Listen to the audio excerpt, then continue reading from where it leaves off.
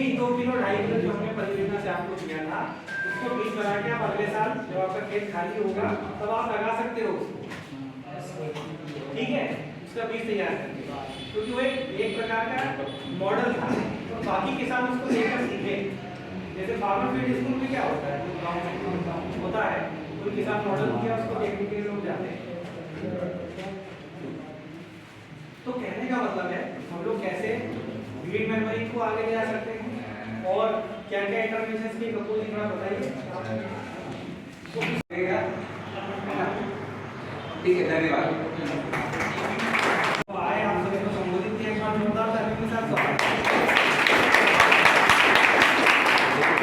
तो अभी हमारे बीच में और भी जो हमारे गेस्ट हैं वो आने वाले हैं, बीच में कुछ जल्दी आने वाले हैं, उनका भी संबोधन आपको मिलेगा। बात कर रहे थे मौसम के साथ साथ, फिर हम लोग बात कर रहे हैं यहाँ पे इन सेतु वाटर कंजर्वेशन की, छोटे छोटे जो वाटर शेड में भी हम लोग वाटर कंजर्वेशन में बड़े स्ट्रक्चर पे बात नहीं करते।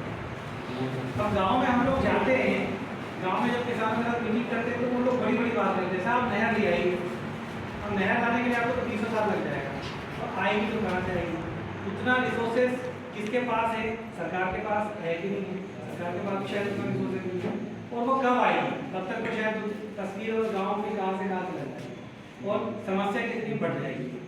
तो छोटे विकल्प क्या हो सकते हैं वाटर शेड को लेके, क्या छोटे विकल्प हो सकते हैं जिसको लेके हम लोग आसानी से गांव में छोटा छोटा काम करके जो पानी की समस्या है उसको कम कर सकते हैं।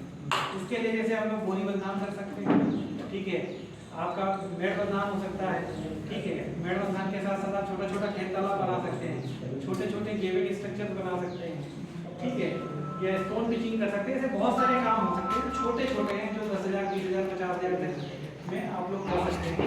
कुछ हमें परियोजना की ओर से, कुछ हमें सरकार की तरफ से ये काम किए हैं, ऐसे काम को परियोजना के अंतर्गत अलग अलग विकास करते हैं। अब उसका उद्देश्य है, सब गाँव में तो नहीं हुआ है, उसका उद्देश्य ये है कि आप उसको समझें और उसको आगे कहीं न कहीं किसी माध्यम से लिंक करके या श्रमदान के माध्यम से लिंक करके उसको आगे ले जाने का काम अब आपका है। जिन जिन गाँव में, सब गाँव में पूरे विकास खंड में तो नहीं हुआ है, या परियोजना के 40 गाँव में तो नहीं हुआ है, लेकिन परियोजना के 10-20 गाँव में हुआ है, उससे क्या प्रभाव पड़ा और उसको हम लोग उससे पानी की समस्या में कितना आपका, क्योंकि देखो बुंदेलखंड को अगर बात करते तो बुंदेलखंड सूखे के नाम से जानते हैं। आप नेट पे ढूंढो तो सबसे पहले वो बाल्टी रास्ता यही दिखेगा, आप गूगल पे डालो तो बुंदेलखंड को सबसे पहले वही दिखेगा। बुंदेलखंड में 2011-12 में कोटा बैराज से पानी भर के ट्रेन से लाया गया था ललितपुर और टीकमगढ़, तो वो स्थिति थी। पानी को लेके बहुत सारा काम अलग अलग संस्थाओं ने, सरकार ने, जल जीवन मिशन ने, वाटर शेड ने, सब ने अलग अलग किया है ना, लेकिन जितना किया उसका मैनेजमेंट सबसे ज्यादा नहीं है। और आप लोगों के गाँव में देखा कि सबसे बड़ा प्रॉब्लम क्या है कि चेक डैम बना है, मैंने ऐसे कई गाँव देखे, इसी विकास खंड में मैंने फील्ड के दौरान विजिट के दौरान देखा कि किसानों का चेक डैम बना, 5-10 लाख का चेक डैम बनाया पंचायत ने, 7 लाख का चेक डैम बनाया, लेकिन कोई किसान उसमें गेट लगाने के लिए तैयार नहीं। पंचायत ने गेट खरीद के दे दिया, उसको बंद करने के लिए कोई तैयार नहीं। तो उसका जो प्रबंधन है, जो ऑनरशिप है, योजना है उसका कुछ नहीं हुआ। हाँ, वो थोड़े दिन बाद चीजें वैसी की वैसी हो जाएगी जैसे पहले थी, लेकिन बदलाव तब आएगा जब आदमी के, किसान की जो गाँव है, जो हमारा समुदाय है, जब तक संगठित नहीं होगा, जब तक उसके पौधा लगा है उसको कोई पानी देने नहीं जाता है, क्या उसको प्यास नहीं लगती है, वहाँ खाद कम देने या उसको भूख नहीं लगती हो, भी लगती हो। जब आप इस तरह से डालेंगे या हरी खाद या गोबर की खाद, मक्का खाद, जीवामृत, ज़्यादातर तो जानते हैं। इससे आपका एक तो ये है कि जब आप हरी खाद डालेंगे उससे आपके जो पानी है, पानी की मांग प्यास कम लगती। दूसरा, उस कार्बन में इतनी ताकत है कि चाहे जितना नीचे गहरा पानी हो खींचता है। और इसका उदाहरण आप लोग हैं कि जहाँ घास भूसा डाल देते हैं, 1 हफ्ता के बाद हटाते हैं तो वहाँ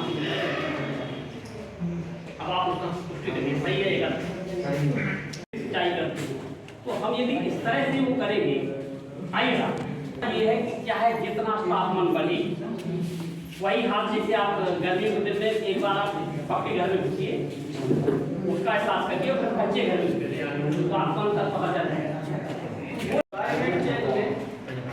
अभी कुछ दिन पहले एक हमारे प्रधानमंत्री जी का नारा था कैसे बनाए। आज हम कृषि की अपनी दुगनी आज मान लीजिए हमारे पास एक उत्पादन लेने लगे 2 कुंटल 3 कुंटल 4 कुंटल, लेकिन इसके बाद हमारी हालत सुधरी नहीं और हमारी हालत बिगड़ती।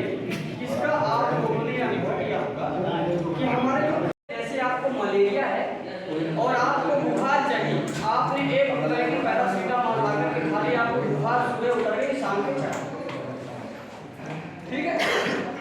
तो ये डीएपी यूरिया ऐसे ही है, आपके फसल को जरूरत थी, आपने दिया, फसल ने लिया और खत्म, मिट्टी में कुछ नहीं।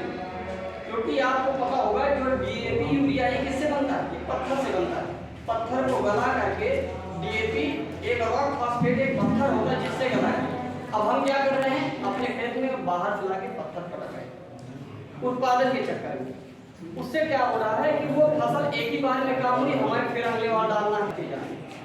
अब मैं आपको गोबर की खाद की बता रहा हूँ। गोबर खाद जैसे आयुर्वेदिक दवा होती है, कुछ मर्द ऐसे होते हैं जैसे दमा के हो गए, पेट के हो गए, कुछ ऐसे मर्द हैं जिसका एलोपैथिक में इलाज नहीं, लेकिन आयुर्वेदिक में आज ही इलाज है। उसी तरह ऑर्गेनिक गोबर खाद डालने से, जैसे अगर हम एक बार गोबर की खाद डालते हैं थोड़ा सा नुकसान रहेगा, सबको सौंप दिया, निर्माण करके सौंप दिया कि भाई आवश्यकता है, तो हम उसकी सुरक्षा फिर नहीं करेंगे। आप अपना पैसा लगा के उससे कई बार ऐसा होता है कुछ सामाजिक खरीद की फसल होती है, ठीक है ना, कहीं ऐसे बिना भरने वाला जो ज्वार बो दिया, उड़द बो दी, ऐसे कुछ बहुत कम। यदि किसी के पास 4 खेत है तो एक खेत में ये होता था 3 खेत भरे जाते। तो जब से ये सोयाबीन की संस्कृति आई तब से क्या हुआ कि सबको खाली करके सोयाबीन की फसल